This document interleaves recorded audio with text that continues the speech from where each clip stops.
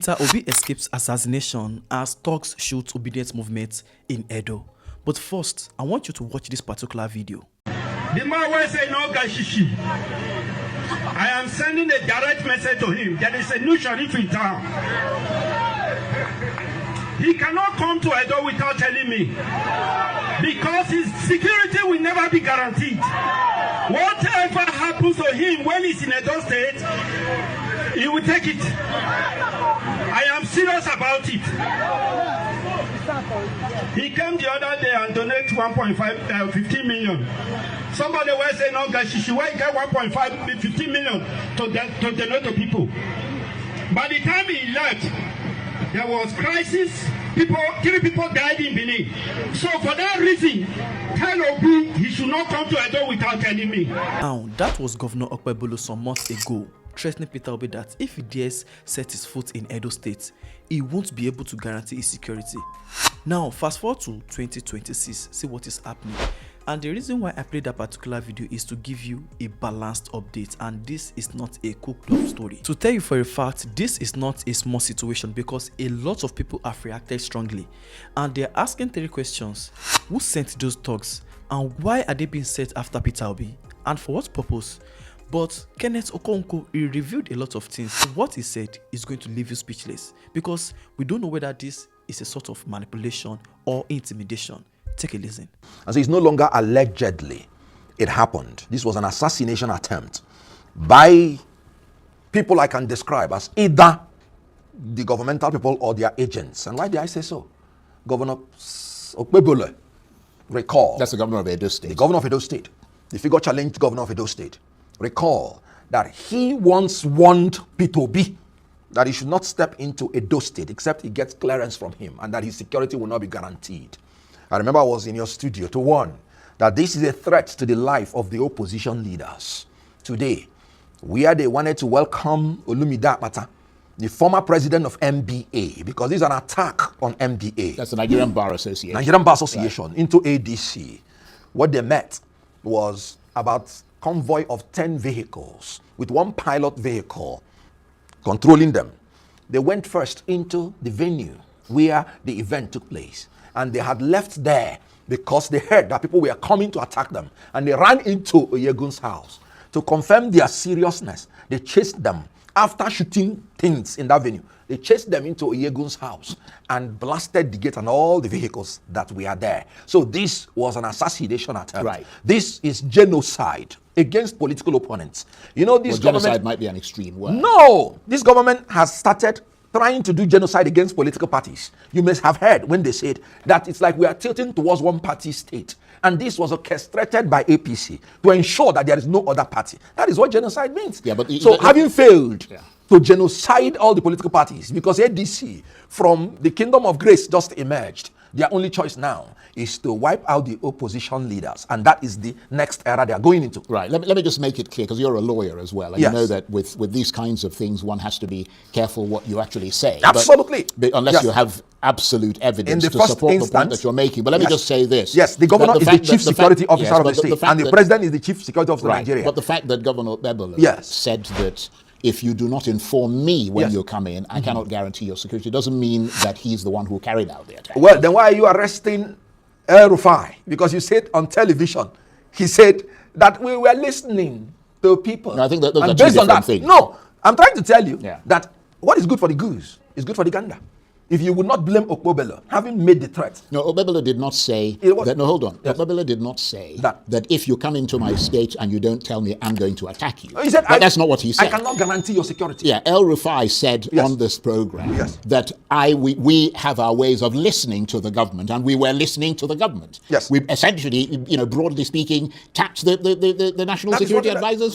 That's a completely different thing. What he made is an allegation. So your sense is that this was targeted, and not just a security breach or isolated violence. No, it's a premeditated attack, right, channeled towards intimidating the opponents. Were there any casualties? Now, anybody hurt? Amongst our leaders, right, we cannot say that they killed anybody. Yeah, but was anybody hurt? But other people were injured. Right. We are yet to know about the casualty figures because it happened today. But one thing is very, very telling. 3 governors were in that venue. 3 former governors. Because I'm talking directly to Mondo Kobelo. Because one day you'll be an ex-governor. And may it be rewarded to you that in your state, you will be targeted. John Oyegu, former governor of Edo State. Professor Sumbo, former governor of Edo State. Peter Obi, former governor of Anambra State. 3 governors. And the federal government with the state government could not provide enough security for their safety. Section 94 of the Electoral Act 2022 that has been repealed. And of course, the same provision has been provided for in the 1996. Said that the security agencies must make equal provision for security for both the opposition and the ruling party. And that they will never stop any event that the opposition is to handle. They must provide that even if there is a clash in venue, security agencies must sort it out so that they will all carry out their activities. So did they have security of their own? If they had security, was there security with them? You know, this government, in order to ensure the intimidation of the opponents, they withdrew purportedly the security. You mean there was security and then the security was withdrawn? Yes. Or you're speculating about it? Right. You know, that time the government said they are withdrawing policemen from everybody. Yes. They withdrew the security of John Oyegu and all the other people. And that made But usually them when you vulnerable. have an event, I mean, you inform the police and the police would send security. That is what I'm telling you. If the security was there, they wouldn't be attacked. Right. So there was no security, basically. Basically. And then, that's why I said it's genocide. It's bad. And what happened after the alleged attack? Now, did they go to the police and report the No, incident? they reported the incident. Right. Oyegu told me that the commissioner of police was magnanimous enough to visit him. But what we do not know is what happens after then. Because most of those things had happened and it died down and swept under the carpet. Let me tell you, this is a manifestation of failure of leadership. Leadership is the ability to influence people through inspiration, not manipulation or intimidation. This government hasn't failed in all indices of governance. They are now employing intimidation and manipulation. You can see what happened today. That's pure intimidation.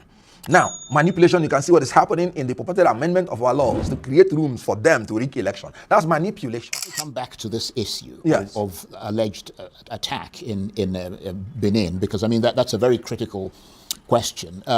You said the police and other security agencies were not there at the time of this incident, and that you have formally filed a report. Yes. Now, what I will not tell you now, to my knowledge, was whether there was any policeman that was there or not. Right. But what I would tell you was that whether there was policeman or not, is either they were not enough or there were none. But I can't say authoritatively. What I know is that they were attacked in the venue that they held the meeting, because they had to leave there when they saw that there was an advancement of politically motivated thugs to destroy their lives. Yeah. And then they ran to Chief Oyegu's house and they chased them there. And because of the fortification of the gates, they were now trying to blast the gates to know whether they can enter. They destroyed all the cars. But fortunately for the people inside, they couldn't gain entrance. Maybe all our leaders would have been dead by now. But I'm wondering, because you keep making reference, yes. and obviously I can't dispute what you're saying, but I can neither support it either because I don't have the evidence. I called Oyegu. I know, but what I'm saying is,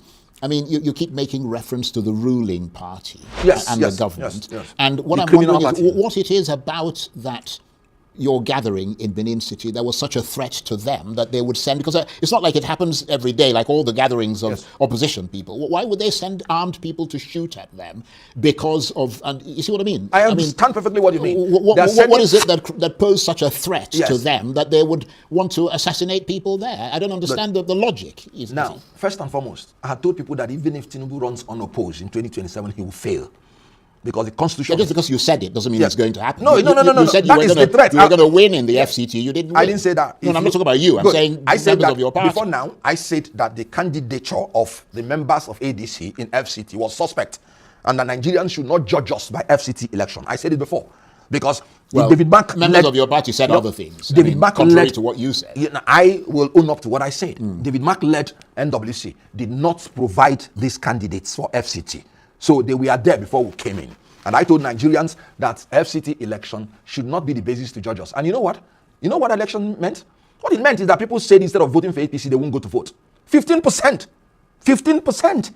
Well, that's how you interpret it. But that is what it is. Yeah, but the point is that, you see, I'm not a spokesman. Because the next thing people are going to say, oh, well, he's talking... I'm trying to tell you the threats. The reason, what I'm saying is that the percentage of people who came out to vote in the FCT voted from official figures, Yes. voted in favor of the APC. Now, So they could have voted in favor of the ADC, irrespective of how few their numbers were. good. I don't want to go into the details of the sham election. You and I knew or know that Mwike obstructed people from coming out.